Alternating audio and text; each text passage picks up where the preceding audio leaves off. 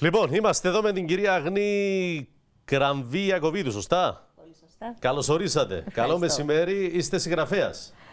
Έγινα τώρα. Ή επιχειρείτε να γίνετε, μάλιστα. Είναι το πρώτο σας βιβλίο. Ακριβώς, ναι. Και 5 στιγμές σε μία γραμμή, Δηλαδή, το βιβλίο αναφέρεται σε 5 γυναίκες, κατά ακρίβεια 6, γιατί ένα κεφάλαιο έχει 2, σε 5 διαφορετικά χρονικά πλαίσια, οι οποίες ανήκουν όλες στην ίδια οικογένεια. Ο λόγος που το... Είναι αδελφές δηλαδή? Όχι. Α, είναι στην ίδια οικογένεια. Είναι στην ίδια οικογένεια, αλλά Έχουν σε συγγένεια. διαφορετικές χρονικές στιγμές. Μάλιστα. Άρα αρχίζουμε από την πρώτη, η οποία ζει το 1204 στην Κωνσταντινούπολη. Προχωρούμε στη δεύτερη, το 1453, ερχόμαστε στην Κύπρο από την Κωνσταντινούπολη. Μετά έχουμε το 17ο αιώνα, την εποχή της Οθωμανοκρατίας. Εκεί υπάρχουν ιστορία 2 γυναικών μαζί. Μετά έχουμε μία γυναίκα το 1821 και τέλος η γιαγιά μου.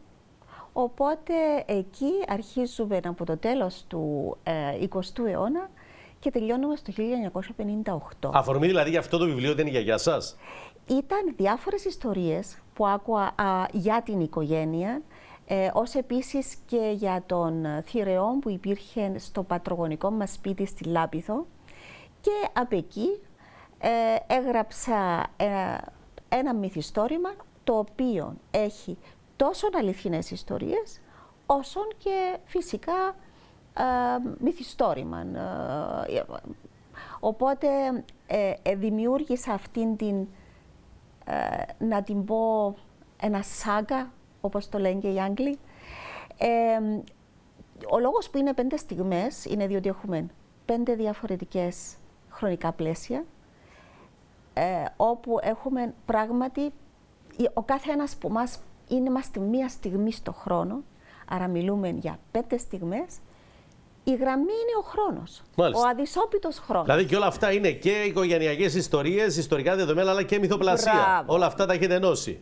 Ναι. Μάλιστα, αλλά για να μπορέσω να δέσω την ιστορία, έχω κάνει πάρα πολλή έρευνα για τον κάθε τομέα, για την κάθε χρονική περίοδο.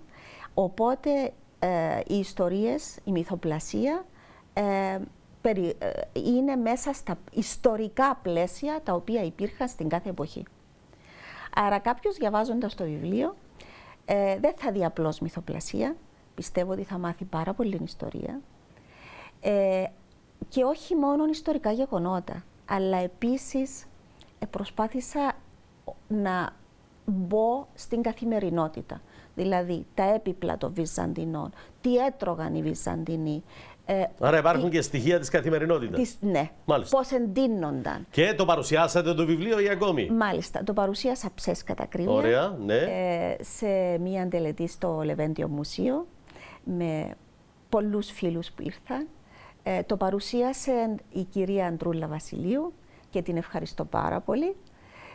Νομίζω ότι ο κόσμος το ευχαριστήθηκε. Γιατί όχι?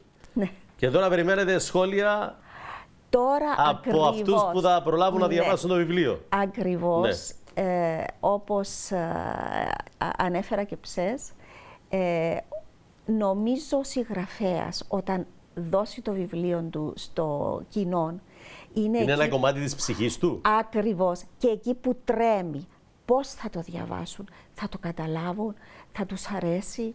Είναι όπως πιο παλιά, που έβγαζαν τις κόρες τους στην κοινωνία, ιδιαίτερα στην Αγγλία, που έπρεπε να τις παρουσιάσουν.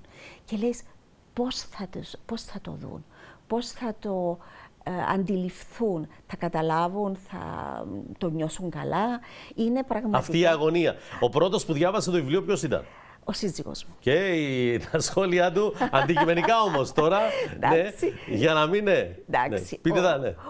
Και προσέξτε μου... τι θα πείτε, γιατί σας περιμένω στο σπίτι. Ο σύζυγος μου είναι ένας εξαιρετικός άνθρωπος, ναι. ο οποίος με στήριξε, διότι πήγε πάρα πολύ χρόνο για να γραφτεί αυτό το βιβλίο, και πάντοτε μου έλεγε, μα έτσι όπως τα γράφεις είναι σαν κινηματογραφική ταινία.